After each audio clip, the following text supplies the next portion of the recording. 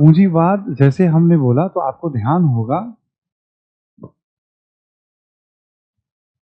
लोकतंत्र की बात होती है इसमें पूंजीवाद में, ठीक है, पूंजीवादी व्यवस्था है ना। और एक तरफ हमने किया साम्यवाद या मार्क्सवाद। आमतौर पे कोई भी पूंजीवादी देश जैसे मान लो अमेरिका है ना, ब्रिटेन, फ्रांस या आगे जर्मनी भी था, इटली भी था, जापान भी था, बाद में फांसीवाद के रास्ते पे गया ये। कोई भी पूंजीवादी देश है, वहां की राजनीति आपको क्या दिखेगी? लोकतांत्रिक। ठीक, लोकतांत्रिक। चुनाव, चुनाव तो दो या अधिक दल निर्दलीय कोई भी चुनाव लड़ सकता है, ठीक है ना।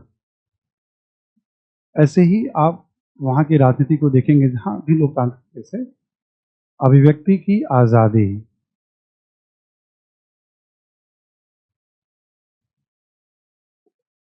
ठीक,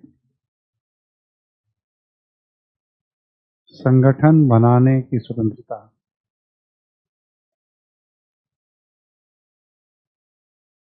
धर्मनिरपेक्ष राज्य या पंथ निरपेक्ष राज्य, ठीक, संपत्ति पर व्यक्तिगत अधिकार,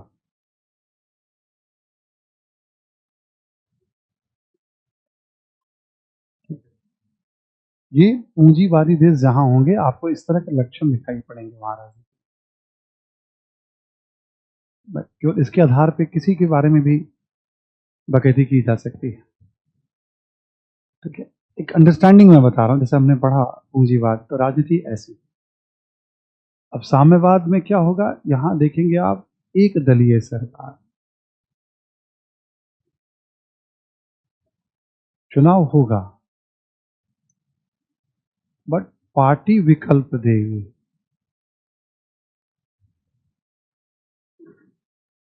ठीक, पार्टी उम्मीदवारों का विकल्प देगी, दूसरा दल तो है ही नहीं, विरोधी तो है ही नहीं, ठीक। अब अभिव्यक्ति की स्वतंत्रता यहां पे बिल्कुल भी नहीं, संगठन बनाने की आजादी भूल जाओ, धर्मनिरपेक्ष नहीं, ये धर्म विहीन, व्यक्तिगत स्वतंत्रता भूल जाओ,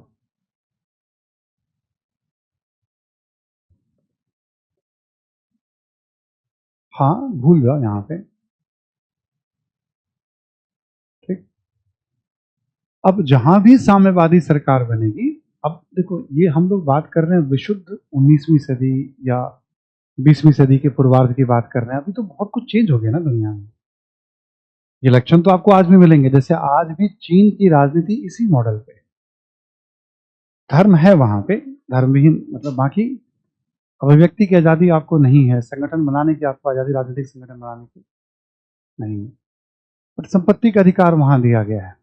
अब थोड़ा चेंज कर दिया उसने अपने आप को, अभी भी एक दलीय है, चुनाव पार्टी उम्मीदवार देती है विकल्प,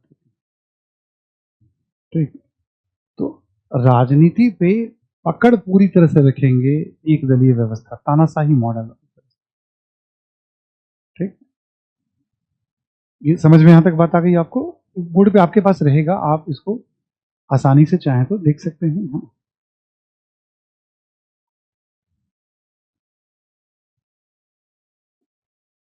संक्षेप में थोड़ा सा आर्थिक और सामाजिक भी बता दें।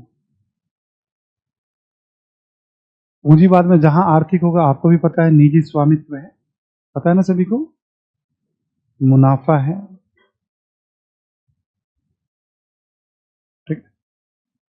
और जितनी भी आर्थिक गतिविधियां हैं, कृषि, व्यापार, उद्योग, परिवहन, खनन, ये सब निजी स्वामित्व में संचालित होगा, ठीक। विशुद्ध फॉर्म में राज्य हस्तक्षेप नहीं करेगी,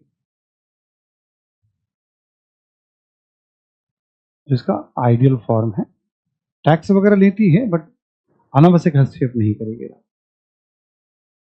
यही चीज आप इधर जहां साम्यवादी व्यवस्था होगी वहां आ जाएंगे आप, यहां क्या हो जाएगा, सार्वजनिक स्वामित्व।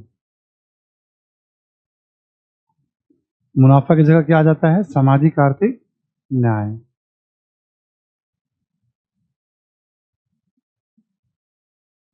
और ये सारी गतिविधियां राज्य या समाज के द्वारा संचालित हैं, मुनाफा के लिए नहीं, सामाजिक आर्थिक न्याय के लिए राज्य के द्वारा संचालित।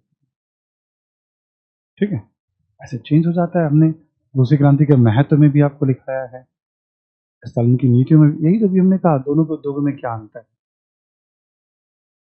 ठीक, अभी कह दिया जाए फ्रांस और यूएसएसआर के उद्योग विकास में क्या अंतर है।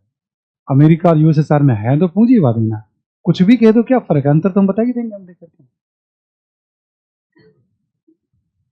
ठीक है, इसलिए हमने इसको ले भी लिया एक बार थोड़ा सा कि आपको ऐसे एक आइडिया रहेगा कि पूंजीवादी व्यवस्था और साम्यवादी व्यवस्था में, सामाजिक क्षेत्र में भी ऐसा ही होता है। यहाँ पे शिक्षा, स्वास्थ्य, ये सब निजी हाथों में, और यहां पर क्या होता है, सार्वजनिक।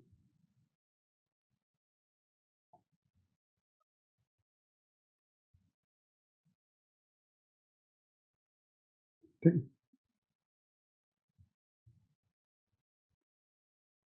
शिक्षा स्वास्थ्य सब निजी स्वामित्व में, सरकार नहीं। ये सब मॉडल बदला है, आर्थिक सामाजिक मॉडल बदला महामंदी के बाद। ठीक है, जब हर पूंजीवादी देशों में भी वेलफेयर स्कीम धीरे धीरे इनकॉर्पोरेट कर लिए गए। ठीक, ऐसे बस मैंने कहा बस सुन लीजिए, आप लिख रहे हैं तो ठीक है, नहीं तो रिकॉर्डिंग आपके पास जाती ही है, उसमें से देख लीजिएगा आप।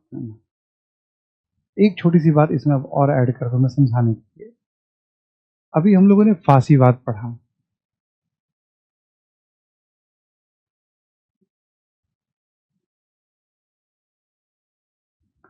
फांसीवाद का भी राजनीतिक स्टाइल क्या होगा, एक दलीय सरकार, पार्टी ही विकल्प देगी, अभिव्यक्ति की आजादी नहीं, संगठन बनाने की आजादी नहीं। ठीक, धर्म तो है लेकिन वो चुनौती नहीं, संगठन वगैरह काम नहीं। व्यक्तिगत संपत्ति,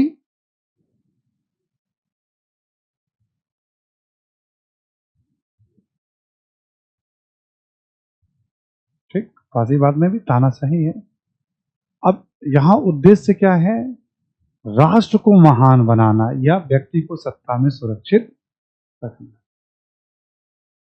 यहां उद्देश्य क्या है, सामाजिक आर्थिक न्याय, वर्ग विहीन समाज की स्थापना, शोषण से लोगों को बाहर निकालना। तानाशाही ये भी है, तानाशाही ये भी है,